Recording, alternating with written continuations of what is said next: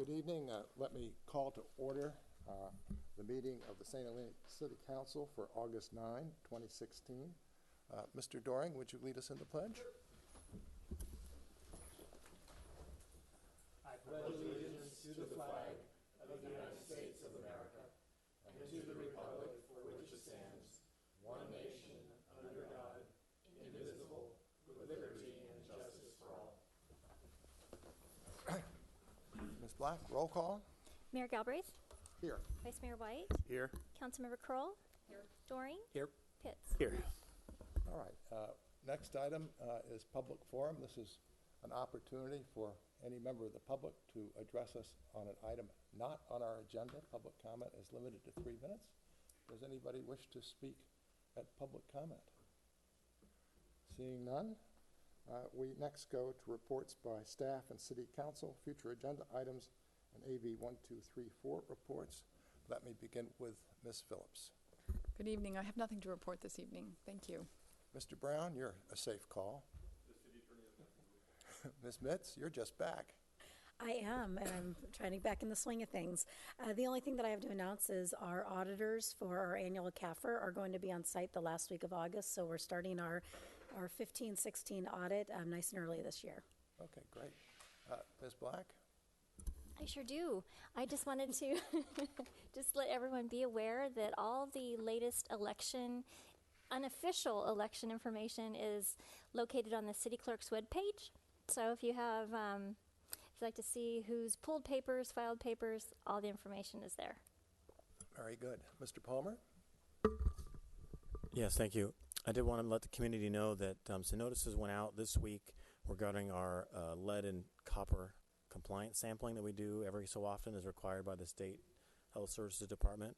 So if people get those notices in the mail, I encourage them to volunteer for the program and sign it, send it back so we can sample your water and test to see that we're in compliance with the state copper and lead requirements. Okay, so I gather from that what you're seeking are residents willing to have the city come to their homes and take a sample of the water for testing? That's exactly right. We provide the sampling materials, and then we actually ask that they do that sampling themselves first thing in the morning before they start running water and stuff to kind of get a build up in the pipes to see, kind of get a worst case scenario. Okay. So that it's a voluntary program, and we have to provide a certain minimum number of samples to the state each time around, and this time it's 20 or 25 we're looking for. And presumably you want samples from all around the city. Exactly. There's certain areas we've targeted, and there's certain age of homes we have to target.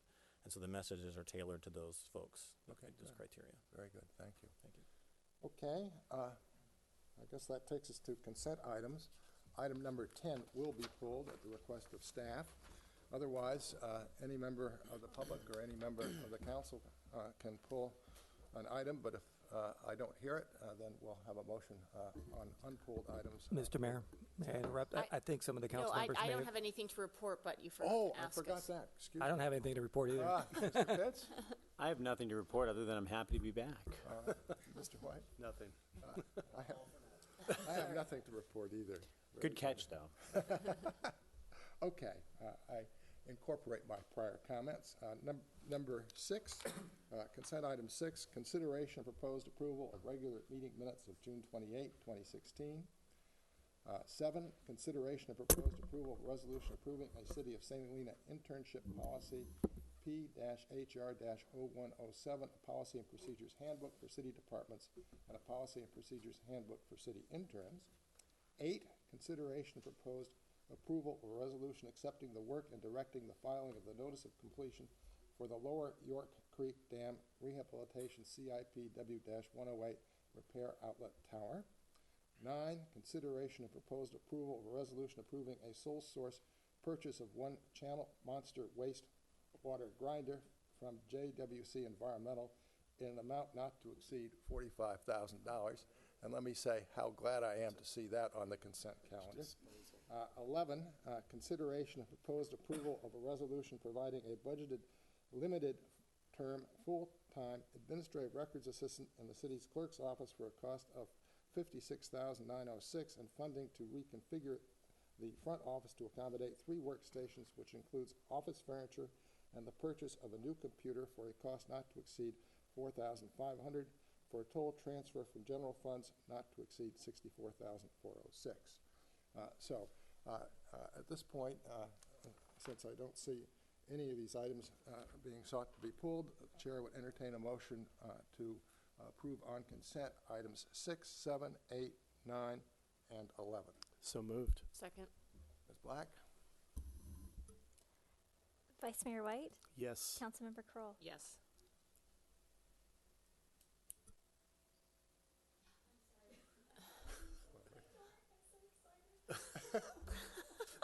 Councilmember Doring.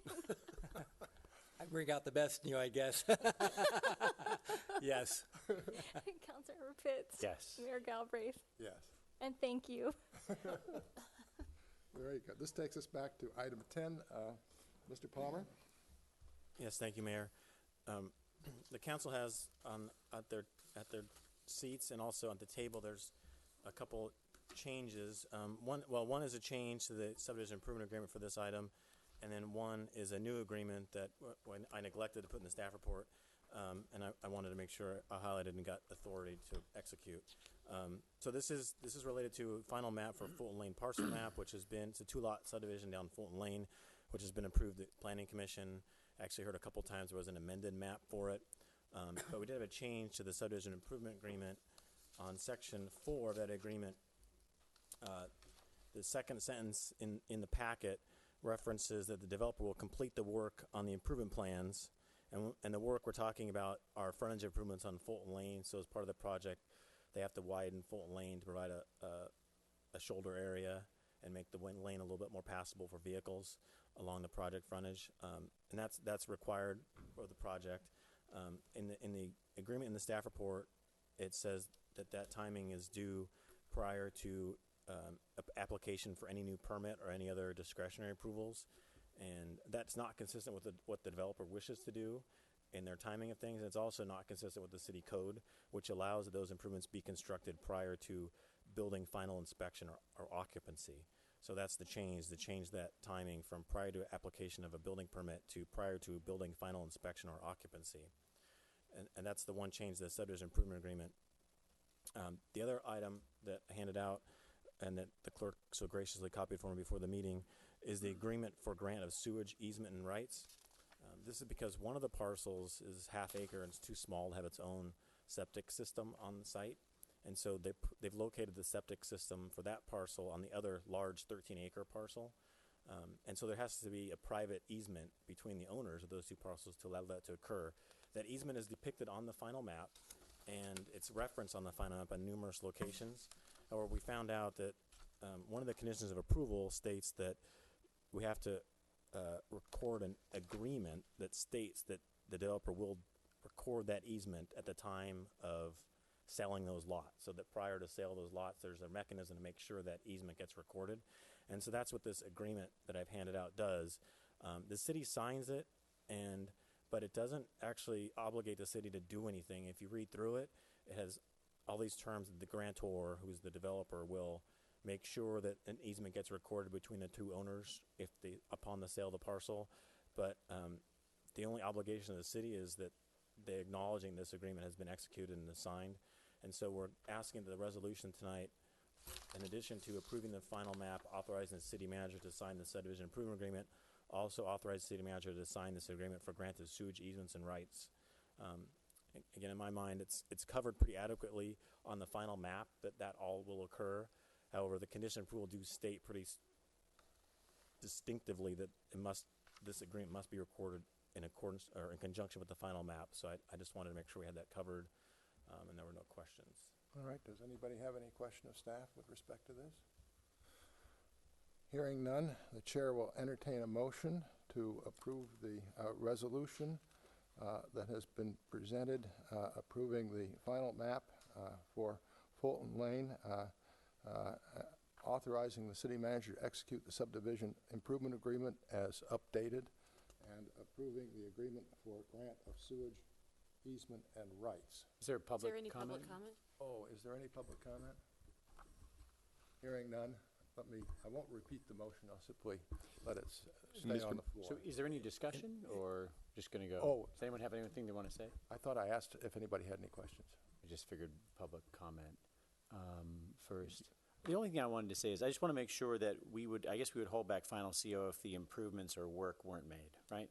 That is correct. They will not get occupancy. No one will be allowed to move in until the final improvements are Okay, done. great. All right? Good. Do I need to repeat the motion? So, Mr. Mayor, if I might just clarify too, the motion should reflect that the direction is given to the city manager to sign not only the subdivision improvement agreement, but also the agreement for grant of sewage easement and rights. All right. I'll so amend the motion. so moved. Second. Black? Councilmember Pitts, Yes. Vice Mayor White, Yes. Councilmember Doring, Yes. Kroll, Yes. Mayor Galbraith. Yes. Okay, that takes us to our public hearings. First item up is number 12, consideration and proposed approval of a letter to the Citizen Stamp Advisory Committee in Washington, D.C., supporting a commemorative stamp of the mural located in the St. Helena Post Office lobby. Ms. Black.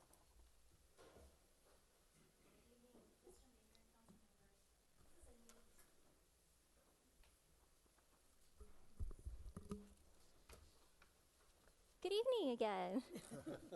So this is an interesting item to bring before you. Congressman Mike Thompson requested council support in commemorating a mural that's located in our post office. So I'm going to start. Just a little brief background. In the mid-1930s, the United States remained at the center of the global economic depression in an effort to provide economic relief to citizens, particularly artists, who were having trouble finding work. President Franklin Roosevelt established the Works Progress Administration, which is also known as the WPA era.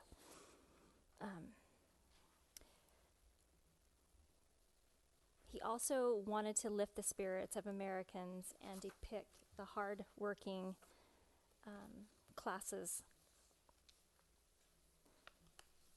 The post office is built in the 1930s during the years of the Great Depression, were decorated with enduring images of the American history and way of life.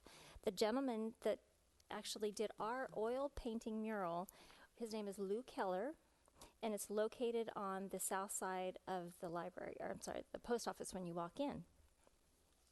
And just a side note, the program terminated in 1943, and the WPA had provided jobs for almost 9 million workers and part-time work for more than 4 million students and youth.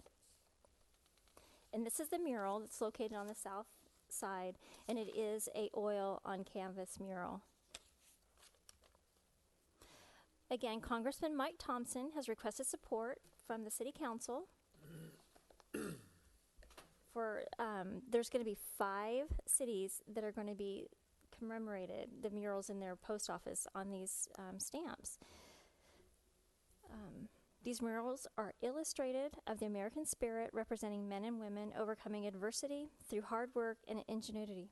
We can think of no better way to memorialize this period and the spirit of hardworking Americans than on an official commemorative postage stamp.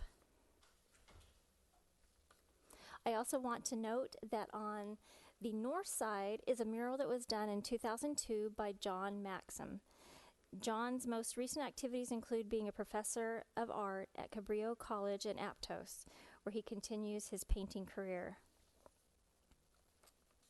So at this time, Congressman Mike Thompson is requesting your support in commemorating our mural in our post office. And we're going to commemorate it through a letter that you provided. And I have a letter which actually has been edited, and I've given each council member and also the public copies of the letter that's going to be going for consideration. All right. Any council comment? I think this is great. Agree. Completely supportive. Fantastic. I think it's fantastic, too. I would only say that I've been a stamp collector. I've never quite given enough. And I'm delighted to see a series that will commemorate 5 murals, hopefully, including the mural, the WPA era mural in our post office. I think it's wonderful. Does that make you a philatelist? No, but what it does do is, if it happens, we're going to have a special resolution directing the city manager only to use this stamp. Can we get any revenue out of this? Although I'm not holding my breath because this is the fourth time they've tried to get this. Well, you know how it is with the federal government. You try and try again. All right. Any further council comment? I would just note one little typo in the letter itself. It should be complemented rather than complimented in the revised letter. Which paragraph is that in? 1, 2, the third paragraph. Today, the Keller mural is complimented. It should be complimented, I believe.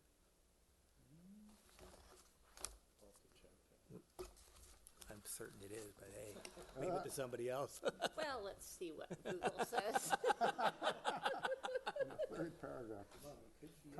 Jesse, what is it? Okay. Okay, it should be E. Jesse said, I'm right. Okay, very good. We'll make that change, and Sorry, I'll sign the letter tomorrow. I'm sorry. Okay, very good. So is there a motion to approve the letter with the So moved. typographical correction? So moved. Second. Black? Councilmember Doring? Yes. Councilmember Pitts? Oh, public comment, sure.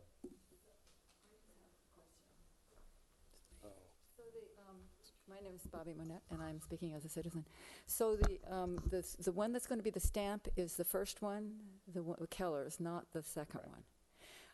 Well, I know it's too late to say anything, but it seems to me that it would be more appropriate to have the second one because it has Latino workers in it, which seems to be, I think it's important, and I think it would be a better choice, but I'm just throwing that out there. I'm sure there's nothing that can be done about it. But. In response, I would say that the reason for the choice is that only the first one is the WPA era, and the series is of 5 murals from various post offices that were done under the auspices of the WPA. Oh, okay. So the second one is just out of time. Okay, they couldn't do both, huh? Well, all right, thanks, yeah. All right.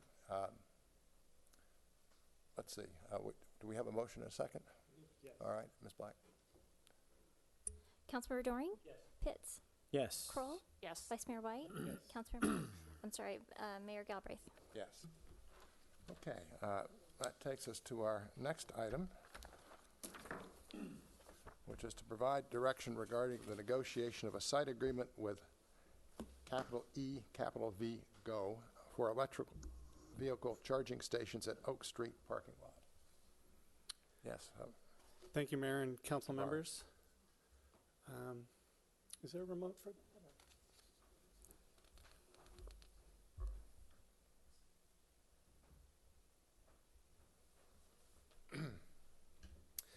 So we've been looking at electric vehicle infrastructure as part of the public restroom project. And just to update you on the public restroom project, we have been working hard on that, and we're hoping to have final plans and bid documents for you in October.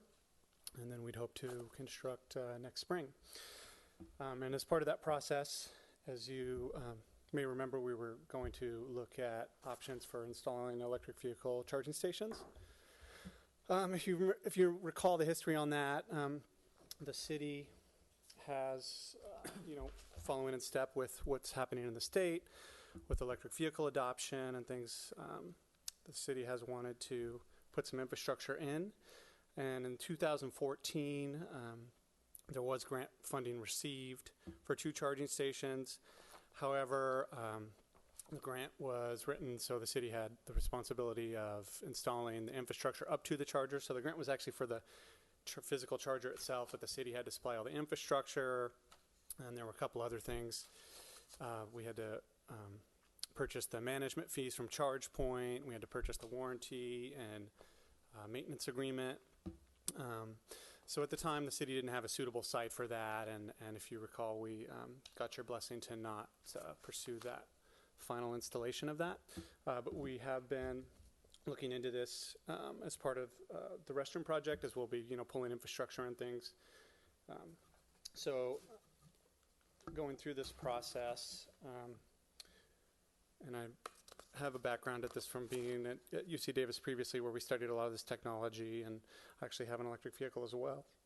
So had the opportunity to really look at all this technology that's out there, and it's constantly changing, as you may be familiar with. So there's the charging station technology is changing quickly.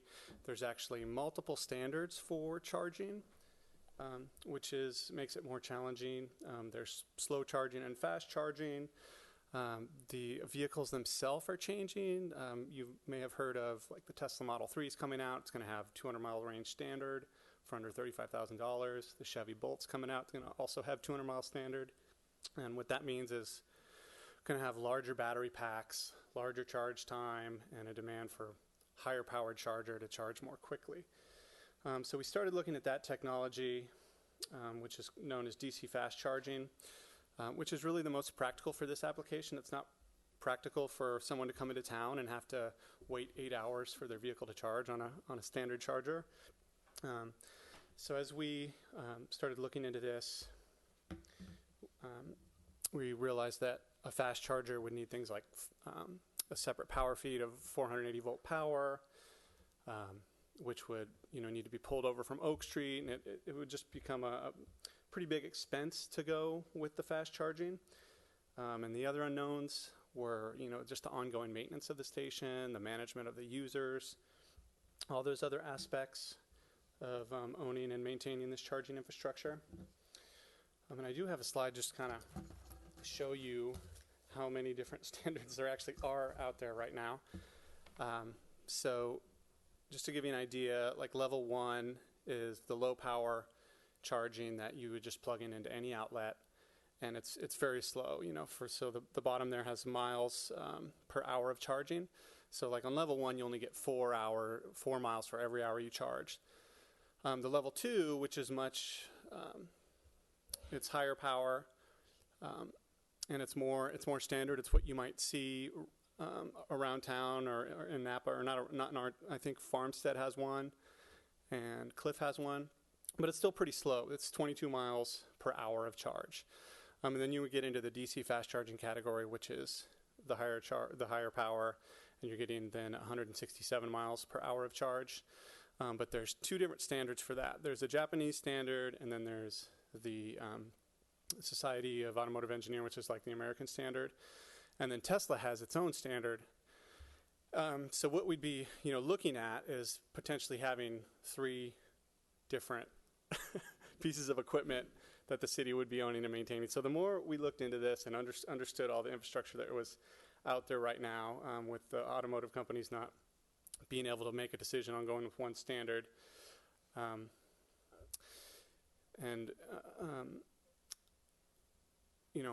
we thought the best value for the city might be to try and attract a partner to actually install and maintain this system. And so there are a handful of what's known as EVSPs, which is an electric vehicle service provider. So I released an RFP on June 10th and gave about 3-4 weeks for folks to respond, and emailed it to the folks I was able to get in touch with through there's some electric vehicle groups and government organizations that promote this stuff. So it did get circulated with quite a few companies. We received 3 proposals, one from EVgo, and then we've received one from a company called ChargePoint and another from a company called Car Charging. EVgo was the only one who submitted a full turnkey proposal for 0 cost to the city.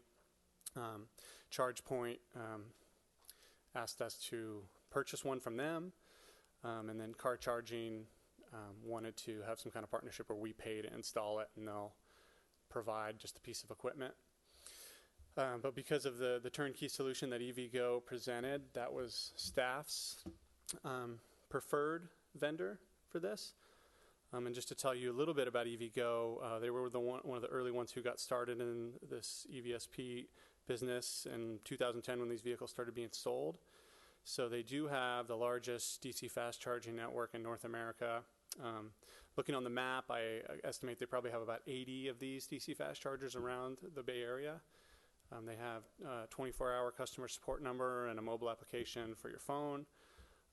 Their chargers work with a membership card, so you can join to be a member. And on their new stations, they will have a credit card kiosk, so anyone with a credit card can use the station. You won't actually need to call the number and join the network. They have major partnerships with pretty much all the OEMs, and They don't provide a Tesla station, but all the Tesla drivers have adapters that can be used at the EVgo stations. And all the EVgo stations do have both the Japanese and the SAE standard for fast charging. And they have just finished an installation at the premium outlets down there in Napa. So I don't know if anyone's been down there and seen that, but that's what it looks like here in that picture. You can see actually there's a Tesla there charging with their Tesla adapter. And the striping there, which is standard, that's ADA compliant striping. So before we moved ahead and negotiated a site agreement with them, we wanted to bring this to council and get an update and make sure we were going in the right direction before we moved forward with anything else. I don't know if... Is there any revenue sharing with EVgo? We haven't, it's not in their agreement, and we haven't brought that up with them. I estimate that it's probably between $150,000 and $200,000 to install this system. So we're not in a strong place to. I don't think they are open to that, but I can ask them about. But revenue Charge sharing? Point was $80,000 initial investment by the city to go into business with them, right? No, ChargePoint, I believe their equipment that they wanted. Are you referring to car charging, maybe? Oh. Well, Yeah, says the ChargePoint just proposal wanted from to sell ChargePoint us and car equipment. charging would require an initial investment by the city in excess of $80,000. Right. So, I anticipate with car charging, who wanted to split revenue 50-50, that we would have to probably pay $80,000 to $100,000 just to get the infrastructure there to host the charging station, which we'd then split revenue. I can look at some projections on revenue. I did some back of envelope, and it's just not very high. Right. Even if it was 12 hours a day at $24 per hour, 365 days a year, so pretty much maxed out all day long, it'd be 50% would be $52,000. So it might take 2 or 3 years to recoup the initial investment. And if it becomes sort of obsolete and replaced, then It's going to say then the technology changes. yeah, it's probably not worth it. Yeah. If there was some way to get some revenue sharing from the EVgo, even if it's a small amount, it's money found. Yeah. I don't know what the One of the their standard attractions, and I just have a couple supplemental slides that one of them kind of touches on this. So one of the things that they sell, for cities and other folks who have the real estate for them to install these stations is they claim, well, our customers who are charging here are going to spend all this money while they're waiting for their car to charge. So that's one of their, arguments for providing a site agreement at no cost. And they did do this study in Texas, which is pretty interesting. So from their survey of customers, they are spending money, in some cases a significant amount of money while they're waiting for their cars to charge. So that's one thing to keep in mind as we go through this process, as well as there will be hopefully some benefit to the city, and that people there'll be a fast charger here, so electric vehicle drivers will hopefully come and charge their cars and shop and eat and do those things. It doesn't cost us anything. Right. Just 2 or 3 parking spaces in the parking lot. Are there any other initial questions have you completed your presentation? Yes. Are there any other initial questions of staff? Stay put. We may have some further, but let me open the public hearing. Anybody wish to comment at public hearing? My question is, I really liked how you put it, management of users. My sense is initially there probably wouldn't be waiting lines, but there might be, and I'm wondering, it might take up more parking places than 3 if people are waiting in line, because when people go into gas stations, there are several, there are usually more than 2, and then if people back up, where are they going to park? And they're going to park, that would be my question, that where how what's in the future. Would that be acceptable to the city to be putting out more than just 2 parking places for these pumps, because people waiting for them, they're not pumps, but for these chargers, because people waiting for them would need a place to wait.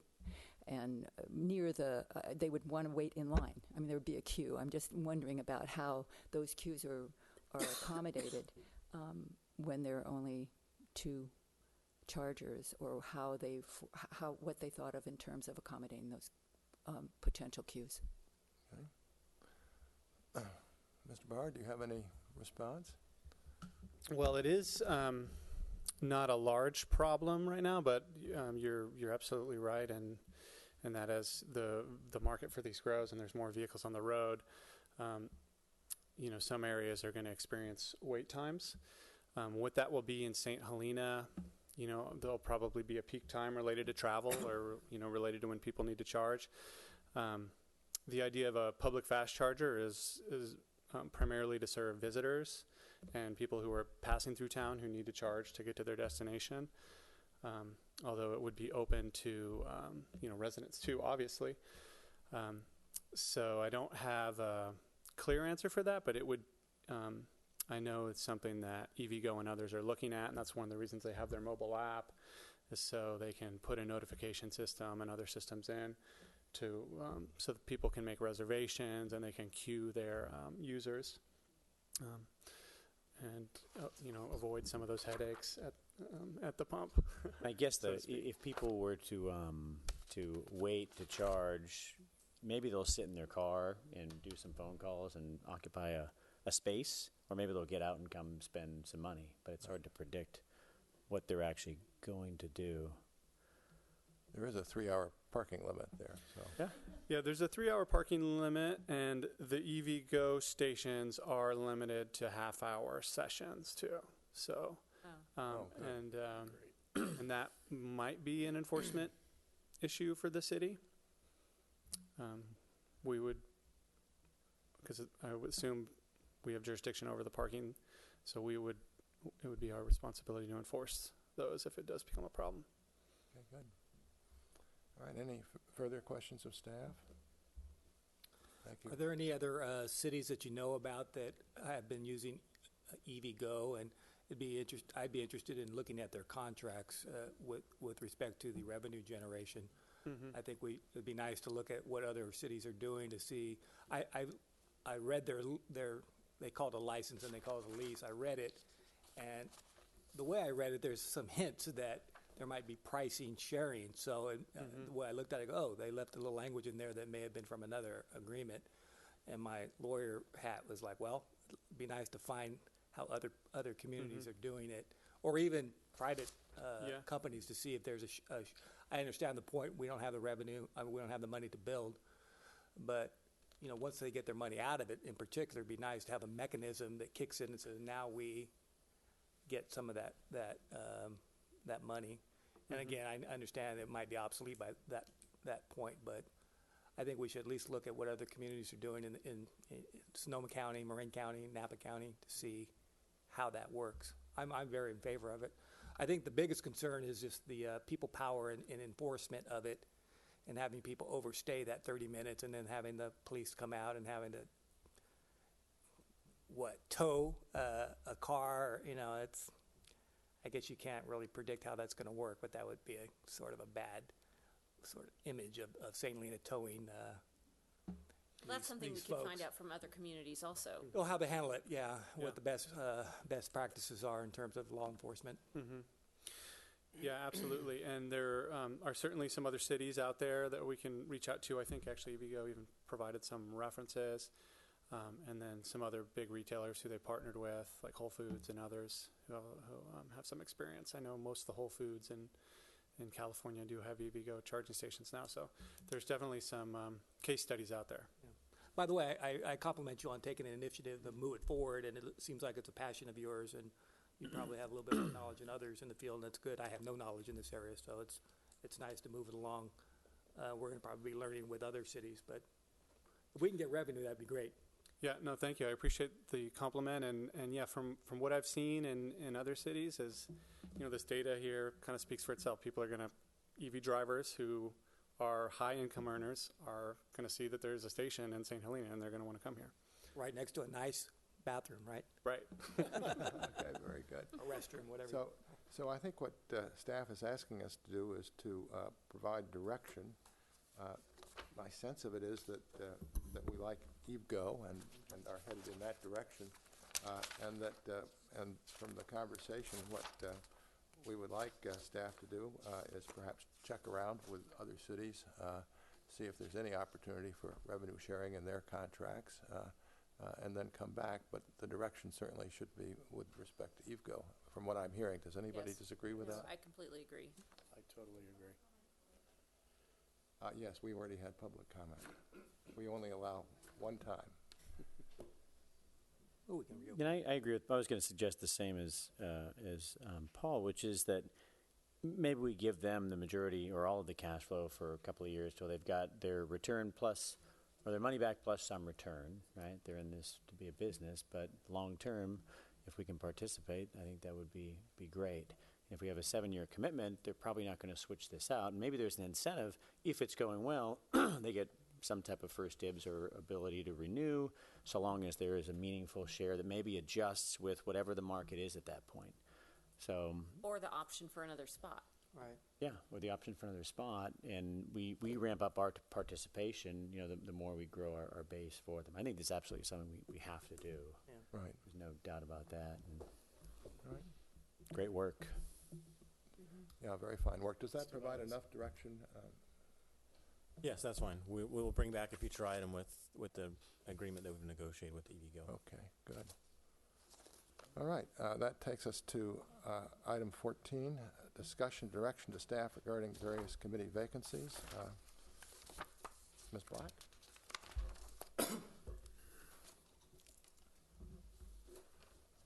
The city clerk's office has conducted quite a few recruitments for various boards and commissions, and we've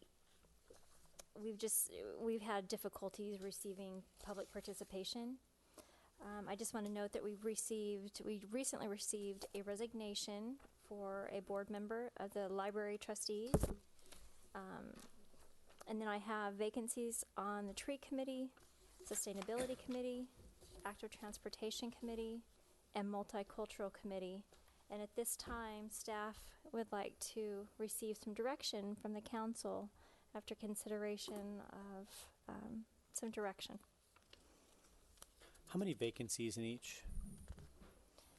So right now, the Board of Library Trustees, there's one. Yep. Tree Committee, one.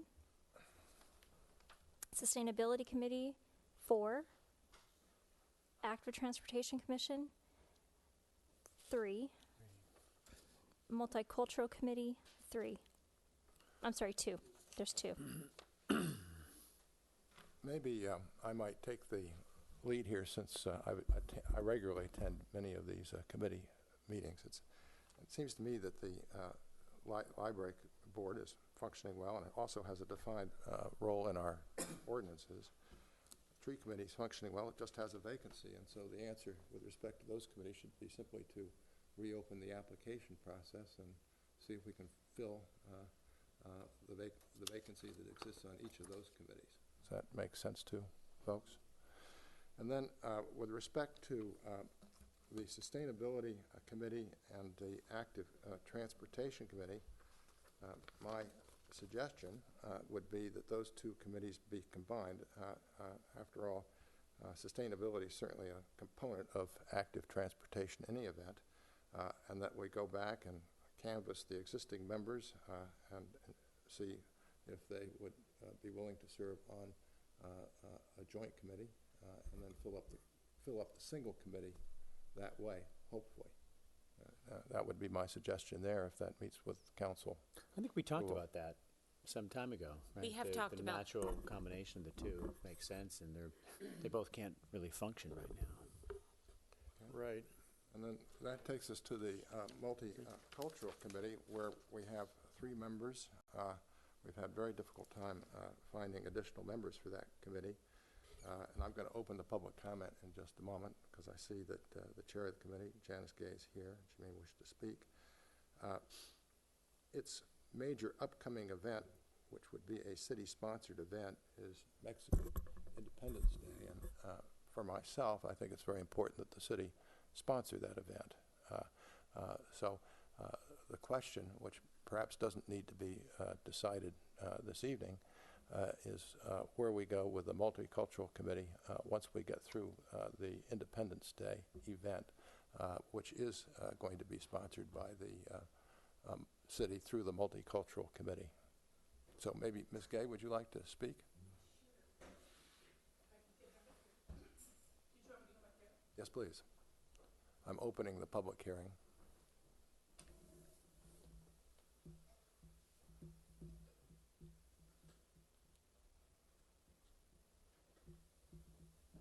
Hello, my name is Janice Gay.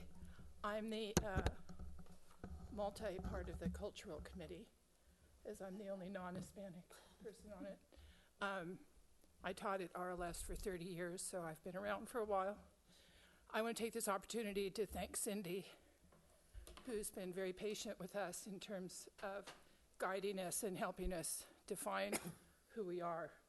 So as the mayor mentioned, we have our event planned. Calistoga is not having the event, so some people there are interested in joining us in the event. We're going to have dancers and singers and music and food and wine. Those are booked for a price. And also a station for voter registration, which is going to be our next project. So we have till November 8th to register people to vote. We feel that those two projects will help us find people to add to the committee. And I'm all for, getting out there and letting it rip, but there's a deep tradition in the committee.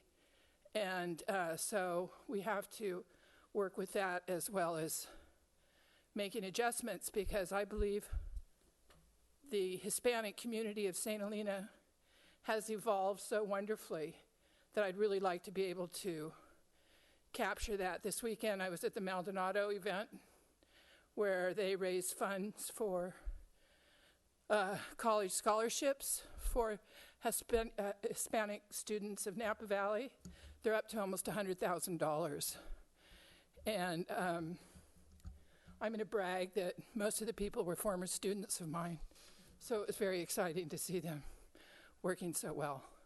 So I really feel we're a vital community, a vital committee, and we're in transition. I think Milagros and Patty and myself, we all have we agree in what our vision is and kind of shaking off the dust. So hopefully we'll have an opportunity to stick around. Thank you. Thank you very much. Thank you for your service. Sure. Any further public comment? Wasn't planning to do this, but at the risk of some negative response, I'm wondering if it might be time, because as was mentioned by Ms. Gay, this is definitely a Latino committee, and I'm wondering if it might be more a vital committee if it were really a multicultural committee, and we're inviting other cultures in the town. There are a lot of people here who from Eastern India and from other Asian countries, and I'm just wondering if it became, there's a gay and lesbian LGBT community around. If it were really a diversity committee, it might attract more people, and it would be a wonderful cutting edge gathering of people if we could really get really a multicultural group going who could be working together and agreeing on things and working for each other and so forth. So I don't know if this is the time to do that, but it's just a thought. Thank you very much. Thank you. All right. Let me close the public hearing. Let me just make a quick comment here. We're talking here about a city committee that's governed by the Brown Act. We're not talking here about a general committee. And I see those as quite different. I certainly favor and would participate in a broadly based community committee that's not subject to the Brown Act, not run by the city, doesn't interface with the city. But here we're talking about a city committee, and it seems to me that the committee has to focus on issues of municipal concern. It has to focus on issues where it's interacting appropriately with city staff, dealing with what the city government does. Certainly Mexican Independence Day, in my mind, has traditionally fallen within that, and clearly voter registration at the municipal level, as at the state and national level, is a matter of municipal concern. So it seems to me that's appropriate too. But I think we have to be careful here in terms of other things that might be of interest to members of the committee, in terms of whether they really are of municipal concern. That's. I hope I'm expressing this appropriately, but that's what's running through my mind here. But in any event, my suggestion for this evening is that we leave it where it is, and then come back and revisit this in late September, October. We hear at that time what the committee is doing and what resources it seeks from the city with respect to voter registration that's appropriate, and take this up after Mexican Independence Day. And hopefully the recruiting, well, I think that they should still try to recruit. Sure. To fill the 2 vacancies at that event. So what about ongoing recruitment? When there's a vacancy, it's open until it's filled versus going out, waiting, then ending the recruitment period, then going out again. It seems like this is a recurring problem, and I do think that I had a conversation with someone who has served on Parks and Rec and ACT, and he was noticing, this was just last week, that we do have a problem recruiting, and do we have the proper incentives? Is it being messaged in the right way? I don't know the answer to that, but how do we make it more appealing for people to join these committees? I think it's a bigger question we have to ask. In addition to, combining two to make it work seems like a Band-Aid, but I think there's a problem there that we're not solving by just combining them. I'm in favor of combining them. I think they work together synergistically, but I will tell you that some people on the ACT have said we joined the ACT or the ATC for that reason, not to be the sustainability committee. So we might be forcing something that isn't natural. We'll find out. Well, that's why we didn't do it before, I think. We got pushback from the members. And so I think there's a bigger question in my mind is why aren't people more willing to volunteer their time and get involved in these committees? And I think it's a discussion we sort of have to have. And maybe there are ways that we can incentivize and or bolster that involvement. This is a longer term discussion, maybe not for one of the things I had been thinking about, and I think it may have existed prior to my time here in St. Helena, is that there used to be an annual celebration really thanking volunteers. I don't know if that was a city event or not, but it seems to me that we need to thank our volunteers at least once a year by having a party and making it more inviting. And I think thinking about the retention, not only the committees, but the folks that are there now, I think parties and celebrations and thank yous all help people because they want to be affirmed, they want to be recognized. I know those committees do thankless work, and oftentimes they're really sort of out of the limelight. I think it would be a great idea once a year, about this time of year, maybe in September, to have a nice little picnic and invite the volunteers and say thank you to the volunteers. I think it would be really good. And appreciation. Yeah, and people will start seeing you're on that committee, and there would be some synergy there. Invite a friend, and then we can have the outreach during the picnic or a party or whatever, and have our staff or us, if we want to work that, if the staff doesn't want, if it's on a Saturday or whatever. I think that would go a long way in terms of promoting and celebrating our volunteers. I think one of the problems that all the committees are facing is that what do they do? I mean, what can they do with no resources available to kind of push some of the programs that the different committees would like to do, and without having the revenue from the city to be able to do these projects that maybe the sustainability committee would like to do, or the active transportation committee, or the tree committee. Well, the tree committee actually provides a service that they can look at. I mean, so any permit that comes before the city has to go before the committee. So at least they have something to do where everybody else, you know, is looking at what can we actually accomplish. And when you're on a committee and there's nothing to accomplish, it gets frustrating. There is a chicken and egg. The ATC was formed because before you have the ATC and you have an actual, you know, circulation plan for bike and alternative transportation, you're not eligible or as eligible for grants. So there is this chicken and egg, and you know, it's sort of maybe it's a growth period. But I get what you're saying. I think what I've heard too is some people feel a little bit, and it's just, I guess it's reality, but hamstrung by the Brown Act in terms of what they can talk about, you know, how creative they can be, when they can meet, and it creates challenges. And, you know, is there some way to work around that? I would ask that question. The answer is probably no, but I have to ask the question anyway, because it might help encourage more people to come. Just like I would say, somewhat jokingly, but can they drink wine at these meetings? Would that encourage more people to come? Where it becomes more of a social gathering, where people are talking about things they care about that are related to the city. And I know I've just stepped into murky waters here, but I'm just trying to be creative to find a way to get people more involved, right?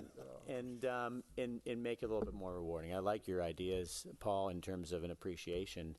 But these are things that people care about, right? So how do we create a structure and an environment where they can, like you said, Peter, have something to do, be excited to come, maybe make it a little bit more flexible so that you know, you don't have as much conflict in terms of time and so on and so forth. I don't know the answers, but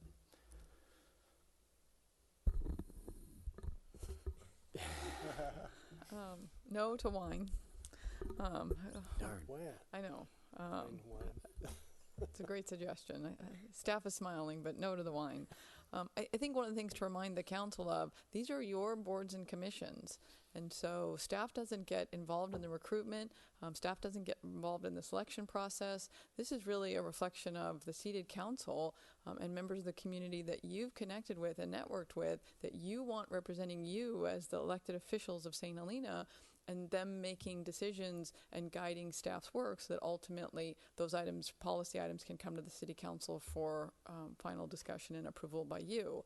And so really you're asking us questions, and we're happy to be creative in direction that you give us, but ultimately we're not the recruiters of your boards and commissions. And I think that I don't want anyone who's watching or here to get the impression that staff plays an active role in the searching we do the recruitment tool, but we're not out there tapping people on the shoulders. We're not out there selecting people. We're not out there recommending that individuals apply for these positions. That's not appropriate and not a role that staff does or should be playing. And so that really comes from you. If there's things we can do better, Cindy certainly made the effort to get information out there. We send it out on e-news. If the council would like a continuous recruitment process, we could certainly always have something up on the website that says, if you can find it, on our website. Good point. You can find, you know, that there's always opportunities, or generally opportunities. Submit an application and share your interest, and we could provide those to the mayor, and the mayor could have that continuous contact as individuals are expressing interest. We're happy to follow up on those kinds of things. In all honesty, we try to schedule around the board and commission member schedules. So we have early afternoon meetings, we have evening meetings, and so we're really trying. Each staff liaison works with their board or commission to identify the times that work best for those board and commission members. And so we really do try. So if individuals feel that the times aren't appropriate for them, I mean, you can let individuals know that is flexible, and it's set by that board or commission. So we are trying to provide that flexibility. Happy to look back. I assume the events, the appreciation events, were canceled due to budget constraints, but if that's something the council is interested in budgeting for, we'd be happy to look for those funds and do a budget adjustment and host an event. The events are time consuming and require staff time again, but if that's something that's important to the council, we're happy to implement that as well. And so that's the kind of direction we're looking for from a staff perspective. But I just want to be really clear on where the lines of responsibility lie, and it's for you to find those individuals and recruit them and talk to them about the opportunities at the board and commission level. So here's an idea. When we talk about what are they going to do, right? What's the action? When I think about Measure T, right, which is going to help with funding for streets, alternative transportation, bike paths, et cetera, that's coming soon. And, our ATC, and they've been doing good work, but we need to start ramping up and getting bright ideas and figuring how to, go after those, or how we're going to use those monies and what the priorities are going to be. And so maybe some description or blurb about, what's forthcoming, and that there will be a lot of great work to be sort of done and things to be accomplished could help pique someone's interest when they see that listing for the committee opening.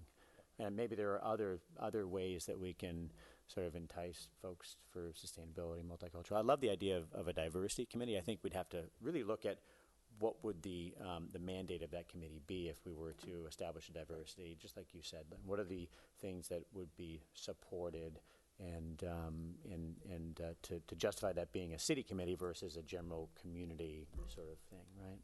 I would only add that where we have a very specific purpose, as we did with respect to the Ad Hoc Revenue Committee, we had no difficulty recruiting wonderful folks that did their job very diligently. But that was a situation in which staff provided terrific support, a lot of documents to go through, a lot of information to get your arms around, and they came out with a report and recommendations. They worked together well. They abided by the Brown Act, and we, in fact, the city, in fact, reconvened them to address water and sewer issues, and they have yet another meeting that they've all agreed to come to, too. So when you have something specific that's important to the city where you need true community input,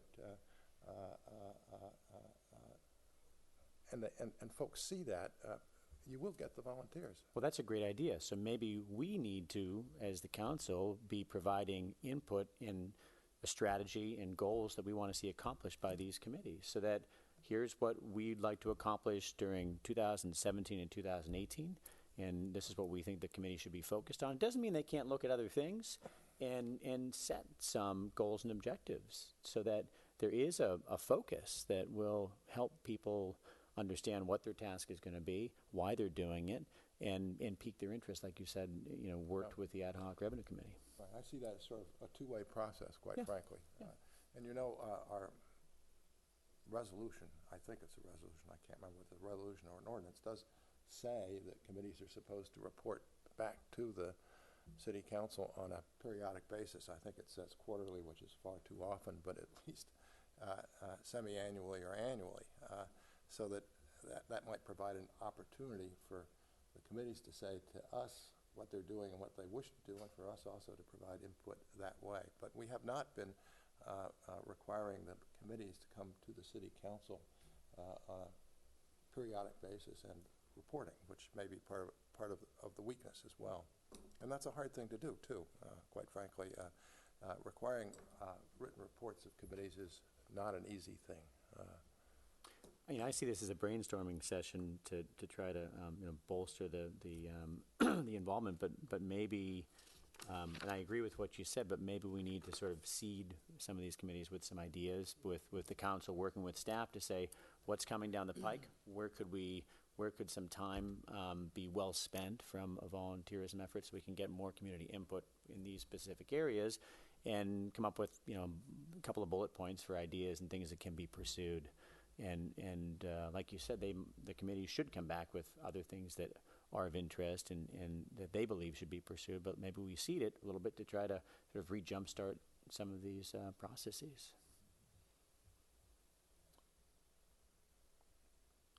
So what... and a party. At least for this evening. Well, let me go back. I must say that if it's appropriate, I do think it's useful to have a continuous recruitment process.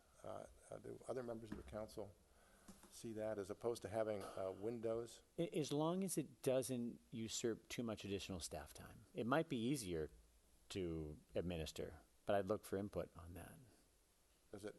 Do you think it would be easier if the term, so this cuts both ways, obviously. If the term is 3 years, there's less turnover, but it may be make the position less attractive. Bottom line, I'm just having trouble just with participation. I'm not receiving applications. I've done multiple. I've extended the recruitment process. I've done newspaper ads.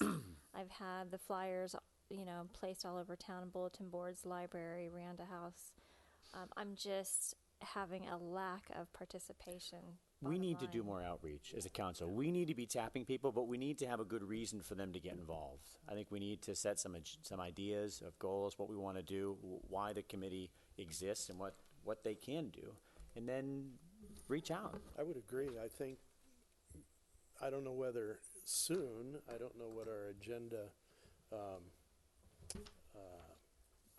what we're going to have on in the next couple of months, but I think we need to provide some clear, direction, just like we've done with the ad hoc committee. If there's clear direction for a committee, knowing what they need to accomplish, then it's going to be easier. And then we have to go out and recruit, people to be on the committee. I mean, that's how we ended up with the ad hoc committee. And originally, I'm sure that's how all these committees were formed, is there was an issue that the city council needed to have general citizen input into, and they gave direction to the committees. This is the input that we need from you. So it's basically the two committees that need recruitment assistance, sustainability and active transportation. But the question is, the first step would be to see whether multicultural. Oh, but there's only, you see 2 vacancies as a huge. Yes. They're consistent. They're consistent vacancies. Okay. Right. And the Multicultural Committee has canceled one meeting after another in the last 6 months. Surprising, because that committee used to be huge. I mean, there used to be more. I mean, that was one of the most popular committees. Mm-hmm. Right. But anyway, maybe another. I was going to just say, maybe we put it on the agenda sometime in the future soon to just have a discussion like this to come up with what do we want these committees to do. And if we don't have any, clear direction, then maybe we just disband them for the time being. Go into hiatus. Yeah. So. I mean, I think the Sustainability Committee is a very good example here because, as we pointed out, as I think you pointed out, there's no money for them to do anything. There are no specific items that come to mind for them to focus on, at least at the moment. Maybe Public Works will have an inspiration, but, No,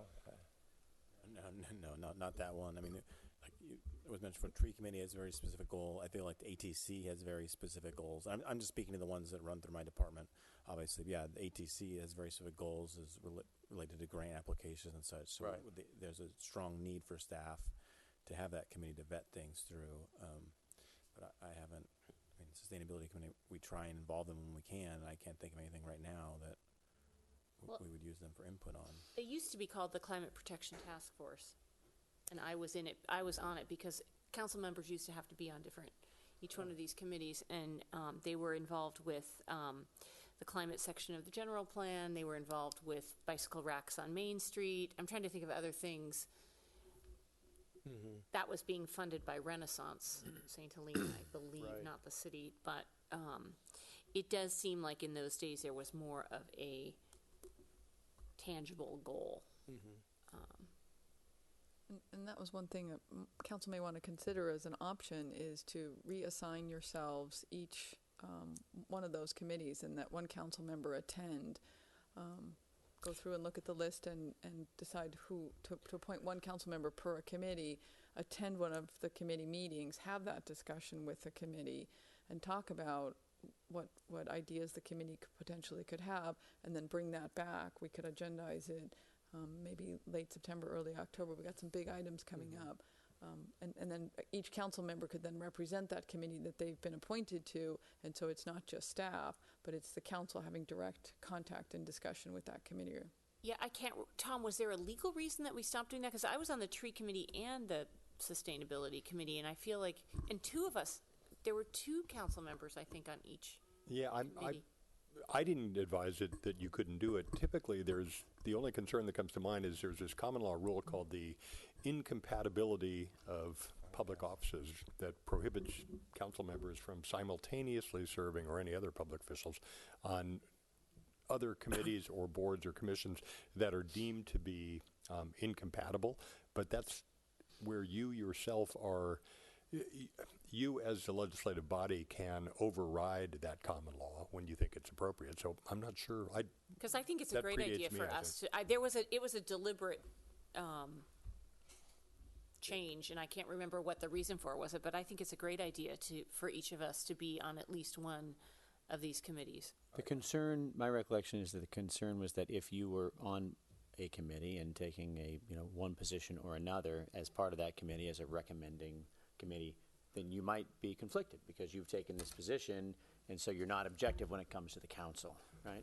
That's only a problem if the committee is making what's known as an adjudicative decision that's going to come before you as a council, where that's like, the obvious example is with the planning commission and you're making a decision on design review or a use permit or a map. Yeah, One of the could be an issue with the tree committee Right. as well. To where they issue permits or. One of the things that I have heard from some former members of the ATC is that they felt as though they got together, they had a lot of good ideas, but they weren't actually able to implement them. And there was frustration with the time it took and so on and so forth. And I think with that in mind, us talking about what the goals and objectives are so that they're clear, they're achievable, there's a path to doing it, people don't feel like they're spinning their wheels in their committees and not getting things done. And I don't know if that's true of the other committees, but I did hear that feedback from folks on the ATC, and I understand it. And but if there are ways to avoid that, I think that's good feedback that we should take into consideration as we think about the future of these committees.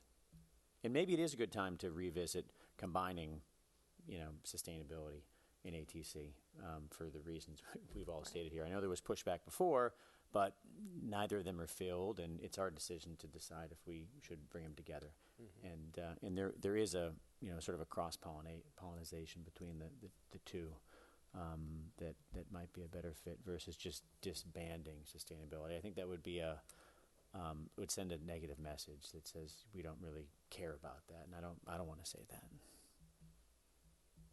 So I think the direction was to see whether we can persuade the members to be combined into a single committee with respect to sustainability and Parks and Rec. So if I can go back to the beginning, I just wanted to make sure I heard you correctly. We're going to recruit again for Board of Library Trustees, the Tree Committee. We are going to combine we're going to approach the Sustainability Committee? Sustainability and active transportation, I misspoke. Yeah. Okay. And are we going to actively recruit for the multicultural, or is in conjunction with their committee recruiting at their upcoming event? So I have noted that we're going to revisit this committee in September, October, Yes. after the September 16th Mexican Independence Day celebration. Right. They've got 3 people on the committee there are really focused on that Mexican Independence Day celebration, which is wonderful. And it seems to me appropriate to revisit that one after Mexican Independence Day. Is there an age requirement for these committees? I do not believe so. And I'm just wondering if if there aren't high school juniors and seniors where they could be a part of this. If they got involved as a junior and be on something for 2 years, something that they're passionate about. That's another extracurricular that gives them some experience in government and Fulfills their community service requirement. Yeah, I'm thinking out loud. Is that something we could explore as a way to recruit more and just have a wider sort of universe of folks in working in conjunction with the school district? I could look into that and see if the history of the committees, if there was any kind of junior members, or if there was any other, high school participation or whatnot. I could look into that. I feel like at some point there was. I feel like we might have had a high school student on the Climate Protection Task Force. Yeah. Or I think we did. If we do go in the direction of combining the Sustainability Committee with the Active Transportation Committee. I'm wondering, and it's just a question in my mind, whether we would want to think about expanding that number from 5 to 7. There would be two people would be eliminated under the present because there's 7 members. In order to sort of get past that issue, maybe it would be in our best interest to retain those folks and expand the committee to 7. It's just a thought. Definitely. Or as a proposal so that all the folks who are there feel like they're still going to be. If I might, Mr. Mayor, the Active Transportation Committee is a 7-member It is. board. And the Sustainability Well, I'm Committee talking, as well. those are alternates though, so do they all participate? They're members. They're all, I don't know how that works, The, I guess. the voting, there are some aspects according to the protocols adopted by the council in 2014 that specifies if there's an absence, one of the alternates will step in and be a voting member. However, all members, alternates included, do get to participate in discussions. Oh, okay. Well, you understand the concern, as long as we are able to retain all of these folks And they would be, in a combined. if we combined them, then it would be a full committee, either with sustainability/ATC, however you want to.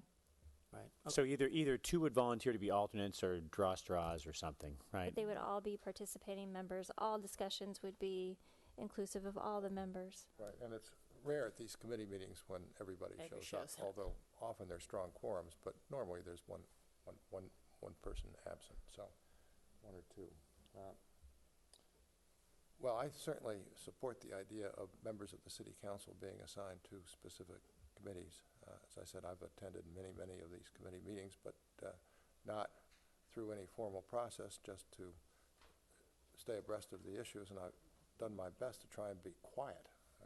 Maybe if we have a formal assignment process, at least with respect to that one committee, that a member of the council is assigned to, he or she can take a more active role, which I've not felt appropriate in the past. So, have we done all we can on this for this evening? I think staff has received. You don't want to make the assignments tonight? You'd rather, that's part of the item? Can we? Can we? Yeah, absolutely. We wrote it as a very open staff report. Okay. I'll take ATC. I'll go back on the tree committee. It's kind of a tough time of day, but Multicultural is fine, I mean, I'm not sure, or any of Yeah, I would like the, well, I would like the library committee for sure. So what else is left? We have Parks and Rec. Parks and we Recreation. have a vacancy. I would like parks. I didn't realize. It's okay, Peter. Okay, so I have PITS. We're going to come with the combination of sustainability and active transportation. But if these are not meeting, how does that work? Multicultural committee, okay, I'm a member, but they're not going to meet. Or do they still meet? Oh, they do meet. They're meeting. They can't. Oh, they are meeting? Yes. Okay. And just to be very clear, you're liaisons. You're not going to become a member of the committee. You're the council liaison to each of those boards and commissions. So The distinction is that you wouldn't be able to, because it would require changes to your protocols and to your, probably to several ordinances as well, to change the membership composition. But if you're just designating yourselves as liaisons, that would be appropriate to do this evening. does that help sort of address another issue with respect to the reporting, where essentially when they meet, the next city council meeting, we can report on what's going on, what's in their mind, versus asking them to also come to a city council meeting periodically with a written report and so on and so forth. It's just more, closer communication and higher level of touch. Absolutely. I like it.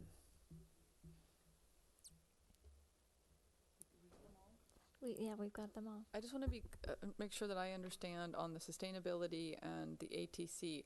Are we as staff going, and Greg as the Councilmember Pitts as the designated council member, going to talk to each of those committees to talk to them about combining, or is council making the decision to move towards combining them?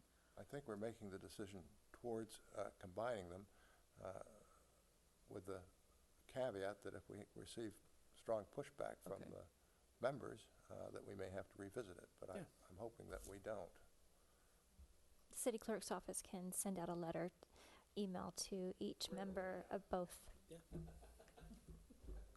With council's direction, and hopefully it's received well, and we could move forward. You're always the author Accordingly. of very graceful letters. So I think we have all the information then to proceed. Thank you very much for the thoughtful discussions. Thanks for bringing it to our attention. But I still can't bring wine as a liaison? All right, You're out now, Gene. well then I'll state the meeting is adjourned. Thanks very much.